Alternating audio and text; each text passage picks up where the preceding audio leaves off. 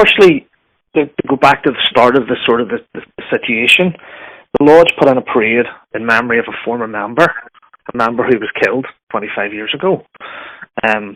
So what the problem we determined for the Lodge was that there was quotes in the Irish News, and the most offensive one was that this parade was glorifying the actions of a paramilitary group in an area where its impact was still being felt. So for us as an Orange Lodge, that just didn't seem to add up. It was totally out of context. In fact, when you look at the reality of where the parade was, we walked to a very short route to a community memorial garden, which featured 3 names of people in that area who were killed. But they were all killed by Republicans. One of them, in fact, was a Roman Catholic, a man called Thomas Burns. So to us, there was no kind of connection, and this link was totally wrong, totally incorrect. And as many within the Lodge felt that we had to speak out and actually contact the people who had been criticising us publicly, and just to try to let them understand where we were coming from and how we felt about the situation. Subsequently, it became aware that there was articles in a local magazine. I've acquired a copy of that magazine.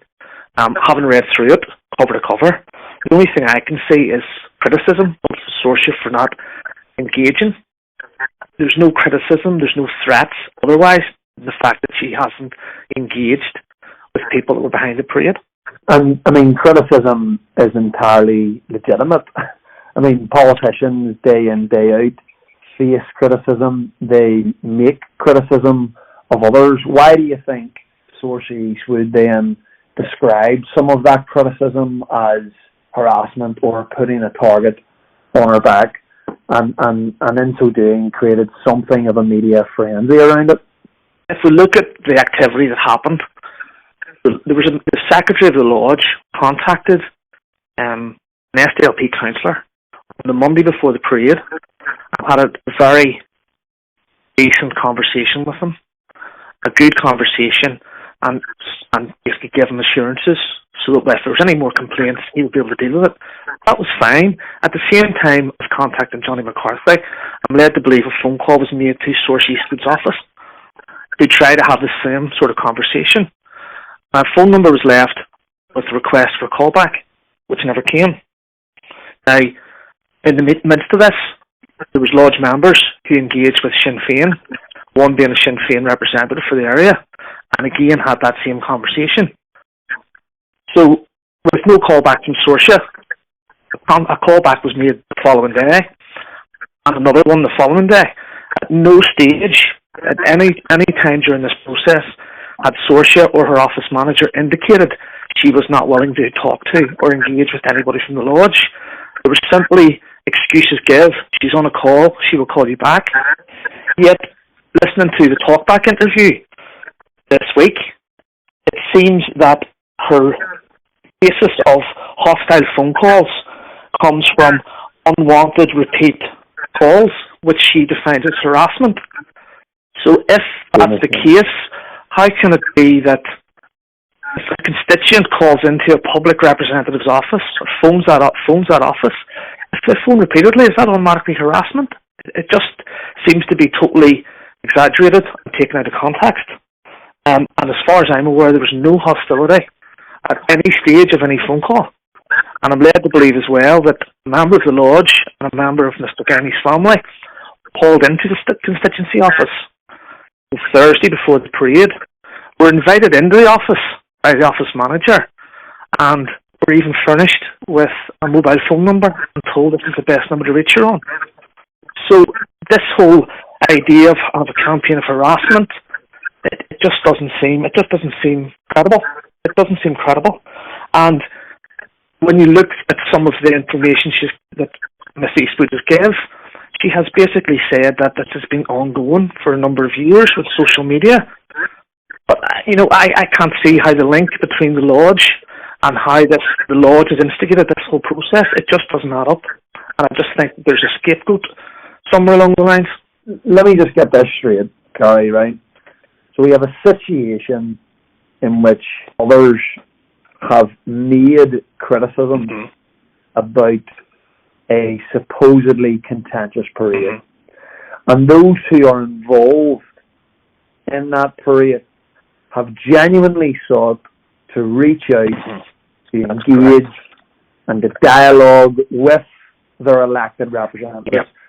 And those that reached out, they were successful in that engagement with everyone but Sorcha Eastwood. Is that right? Everybody except Sorcha Eastwood.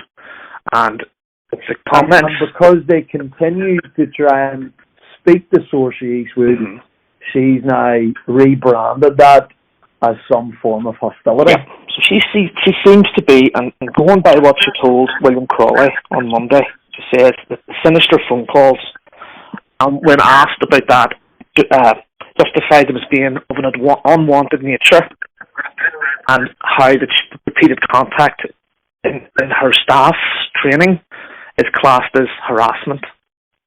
So it just doesn't seem correct at all. Something's totally out of context.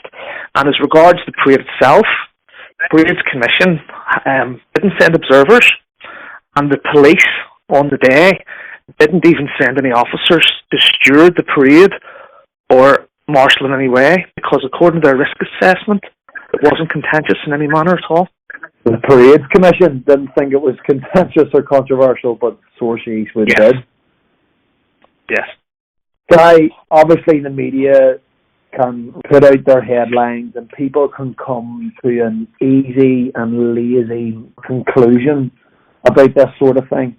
For anyone out there who has just bought the headline, hasn't really looked into the depth of the story and the nuts and bolts of what's really going on, what would be your message to those, or your message even to Sorcha Eastwood? Well, first and foremost, I would have to say to Sorcha, if she genuinely feels there's any sort of campaign of intimidation against her, first and foremost, contact the police.